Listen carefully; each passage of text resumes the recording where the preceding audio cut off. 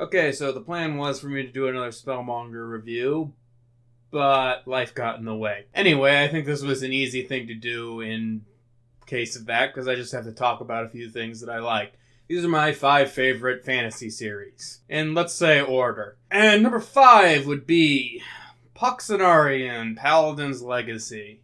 Yeah, this is a book written by Elizabeth Moon, who is an interesting character herself, but this is a fairly standard fantasy affair with elves, dwarves, humans, the gods, and all that sort of thing. And it doesn't really reinvent the wheel in any sort of meaningful sense in this way. But I have to say, this is the single most compelling book series I have ever read. I have no idea why, but every second I am reading Poxenarian, I am wondering what's happening. I want to know what's happening next.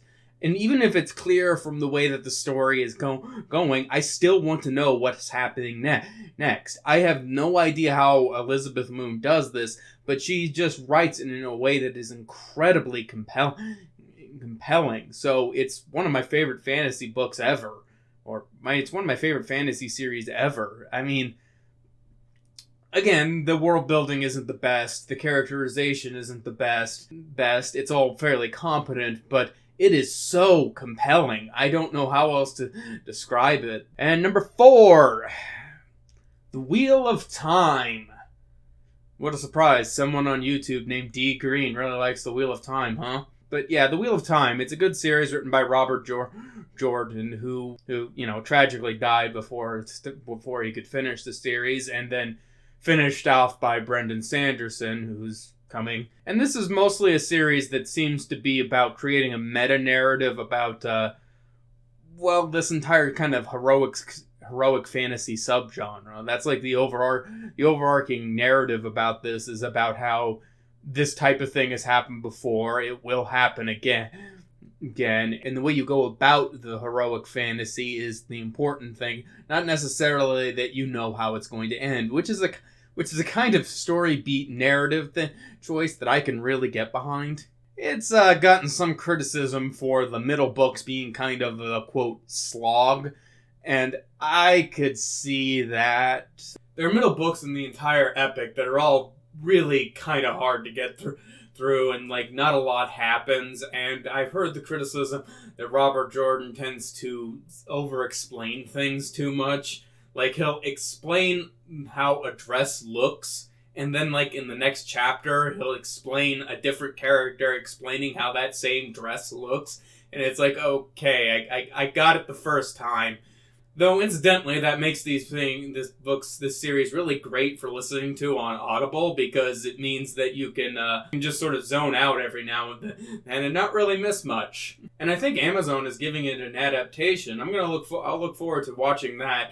I don't know how they're going to, if they're going to release it episode by episode or just an entire lump season, but I'll probably review that series. I don't know if anyone's interested, but yeah, Wheel of Time, number 4. Number 3 is the Stormlight Archive.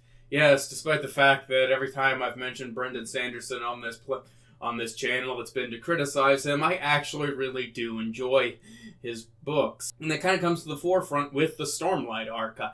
I really, really love the book Oathbringer. It's one of my favorite books, period. And I think the rest of them are all really good too. If anyone wants to know my particular order, it's Oathbringer, Way of Kings, Words of Radiance, and Rhythm of War. You know how I said that Elizabeth Moon's writing is super compelling? Well, Brendan Sanderson's writing has a tendency of having just a really, really good, what I would call, moment. He's very good at building up an entire thing to crescendo at one particular line read or one particular action, and it's just, and the series is full of really quotable moments like that, because it's he did a really good job building that moment up. And amongst the authors I'm talking about here, I think he's probably one of the best at that.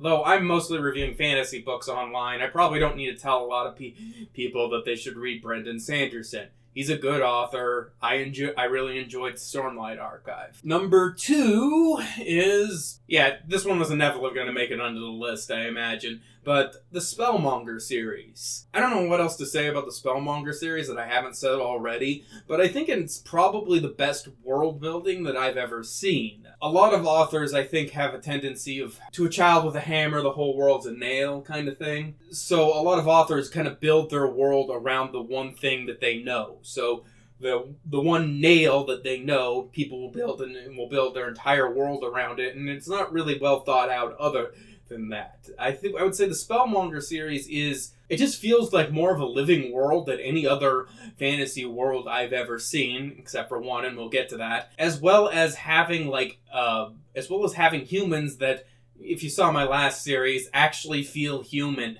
I like a lot of modern fantasy, but again, it really has the bad tendency of Homo sapien progressivalis. By the way, don't take this as a political attack. I'm just noting that a lot of progressives tend to have a very skewed view of human nature, and this is something that social scientists have noticed. So whatever. And number 1 is Lord of the Rings. Yeah, of course it is. I mean, it's not really much of a comparison for me.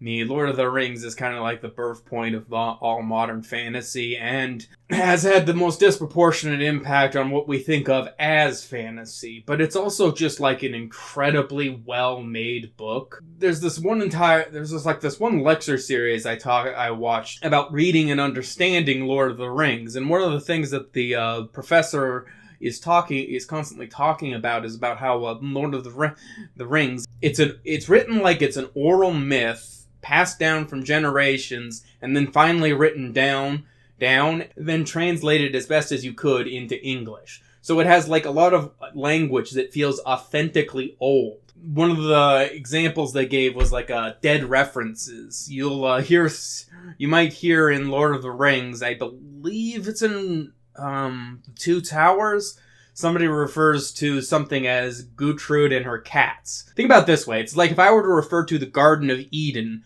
you would understand what I meant through cultural osmosis. That's what the Gertrude and her cats thing is supposed to be like. It's referring to a well-known story that everybody just knows. Except for when we read it, we don't actually know it. But we can get like some indication of what that story was about just by the framing of it and how people react to it. And Lord of the Rings is just chock full of like little tiny details about that. It is one of the most well-written obviously, I think it's the most well-written fantasy series ever, and the masterful use of language as somebody who... my first video on this channel was literally me talking about the origin of the word cockpit. So I'm obviously somebody who is super interested in this type of thing. Lord of the Rings really does deserve its place as number 1 on the fantasy hierarchy. There's nothing else that has ever been written that is quite like it. So yeah, those are my top 5 favorite fantasy series ever. I'm open to revising this list if I come across something else I see that's more interesting, but as it stands, these are my faves, with one series to rule them all. Okay, I'll try and find a good joke to end this on. Oh, what a beautiful ring this is. Wait, this turns people invisible? Who needs to be invisible in the middle of nowhere?